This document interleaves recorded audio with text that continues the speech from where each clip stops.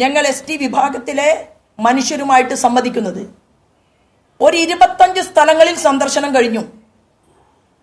ഒരു 25 സ്ഥലങ്ങളിൽ കൂടി സന്ദർശനം നടത്തിയതിനു ശേഷം പാവപ്പെട്ട മനുഷ്യരുടെ ഫോട്ടോഗ്രാഫ്സ്, അവർ പറയുന്ന അവരുടെ പരാതികൾ, അവരൊരുമിച്ചു കൂടി ആരോഗ്യമില്ലാത്ത കണ്ണുകളായി, അനീമിയ ബാധിച്ച കുട്ടികൾ, കുഴിയിലാണ്ട കണ്ണുകളും വിഷന്നൊട്ടിയ വയറുമായി തങ്ങളുടെ കുഞ്ഞുങ്ങളെ സമൂഹത്തിന്റെ മുഖ്യധാരയിലേക്ക് കൈപിടിച്ച് കൊണ്ടുവരാൻ സാധിക്കാത്ത അമ്മമാർ, ഇവരുടെയെല്ലാം നേർക്കാഴ്ച മാധ്യമപ്രവർത്തകരുടെ മുൻപിൽ ഞങ്ങൾ ഉടൻ തന്നെ സമർപ്പിക്കും എന്ന് പറയാൻ കൂടിയിട്ടാണ് നമ്മൾ ഇവിടെ ഒരുമിച്ച് കൂടുന്നത്.